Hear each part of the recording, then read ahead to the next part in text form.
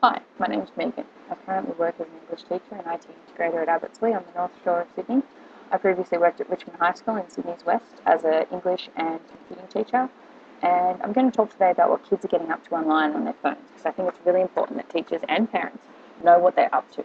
Not necessarily to be a big brother, always watching type, because it's important that we teach them right from wrong, respect from disrespect, and thoughtful from unthoughtful.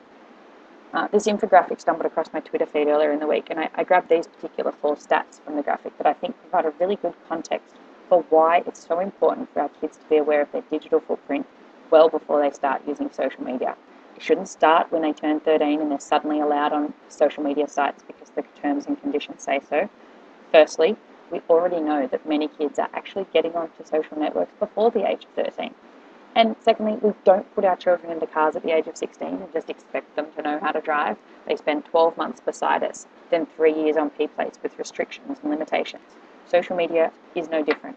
At some point, kids are going to use it, that's a fact, but they shouldn't be thrown out into that world first without being given the guidance that parents and teachers give them on so many other aspects of their life and their schooling. But where do we start? How's it possible to stay up to date with every single social network? Newsflash, it isn't. But we do know that no matter which social network our kids are using, they're conversing, they're interacting, they're sharing, they're publishing, they're buying, they're playing, they're networking. These are skills we already teach in real life, or IRL, as the cool kids say. We're already halfway there. Some or most of these sites might be blocked, but that doesn't mean we can't teach about them or have kids simulate or role play what they do within them. And better yet, thankfully, this whole social networking thing isn't new. Teenagers have been communicating in these ways for generations, just in analog versions. Watching YouTube endlessly, I think they call that TV. Pinterest, I still remember the massive notice board I had in my room as a teenager, and yes, it was categorized. Instagram, I'm pretty sure we called those photo albums back in the 90s. Twitter, it's the note passing of the 21st century. Short, sweet, 140 characters, and nobody's checking the spelling. WordPress and blog sites, it's the angst outlet of the 21st century. So teens and tweens have been doing this for a long time. They love telling us about their world and what they're doing, but they're not limiting themselves to one network. These networks allow us to communicate and collaborate in different ways. If you're not sure what they all do and want a quick picture, I like this particular graphic and the idea of a donut and how the popular social networks work. So let's start to have a closer look at what they're actually doing. Facebook may be the most prominent social media space for many adults, but for our teens and tweens, it's slowly on the decline. These stats are North American. I'm pretty sure Australia would be similar. Facebook is where parents hang out. I remember childhood, mostly, and those times were the good times were where there was no parental supervision. This meant independence, responsibility, and they were savoured times and spaces. The digital space is no different. Hanging out with your parents is not exactly liberating.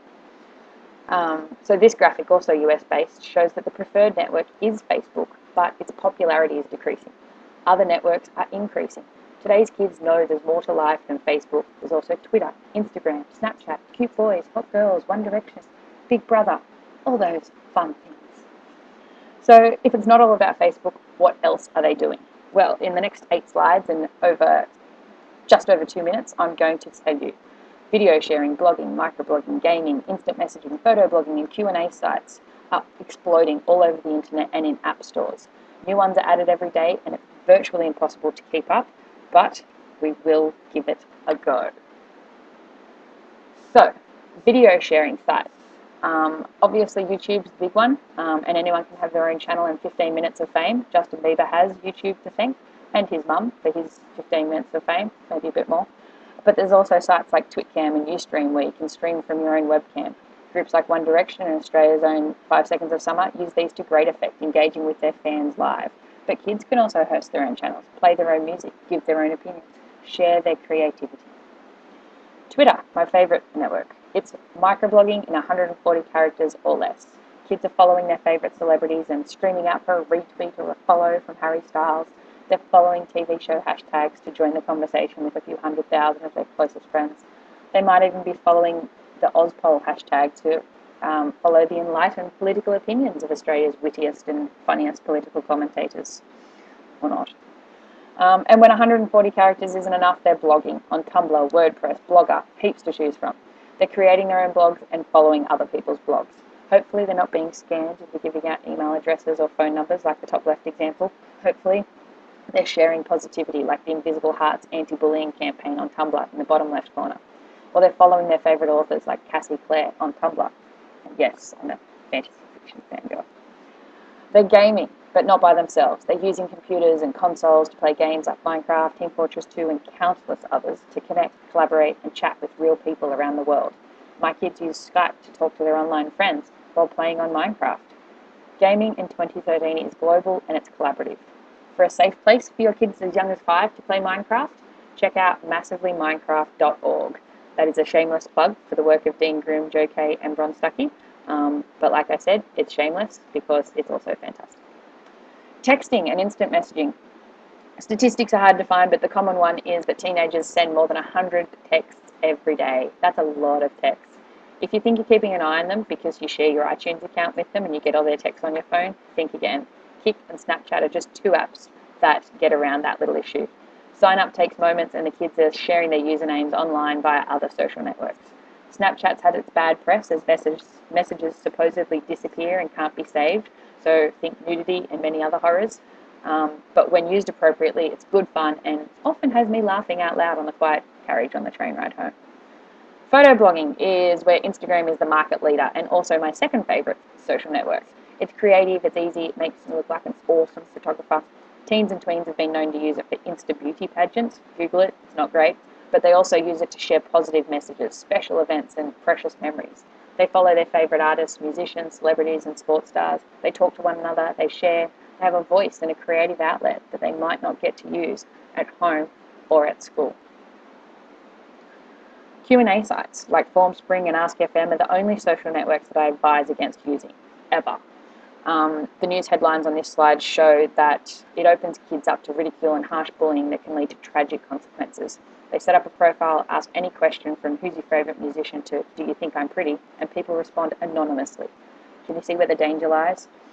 In my opinion, Q&A sites and apps are pointless, harmful, and should be banned. If your child's on it, get them off. If your students are using it, suggest they get off and talk to their parents about it. That is all. But we finally come to the big one, the F word. But after AskFM, Facebook looks pretty good now. Facebook might be losing popularity amongst teens, but they're still playing it, they're still using it. They've got games on there. Can anyone say Candy Crush?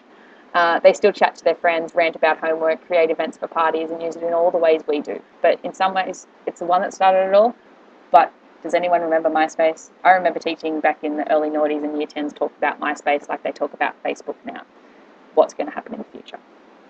So I return to this quote, and I ask you to think. We ask our kids to think, but now as a teacher or a parent, I ask you to think about these questions. How are we as teachers preparing our students to use and engage with social media? How are we as parents preparing our students to be responsible users of social media?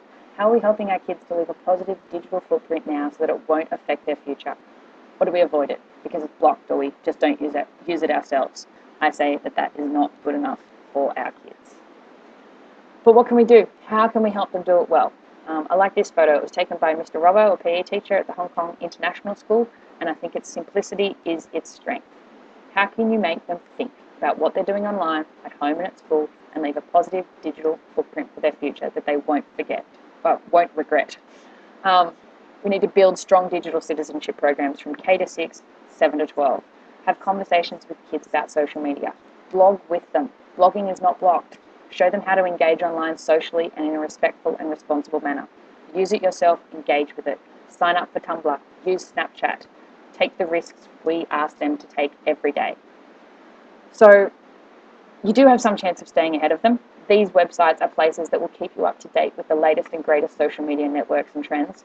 Follow them on Twitter, like them on Facebook, and the information might just get to you before it gets to the kids because they're too busy on Twitter asking Harry Styles for a retweet.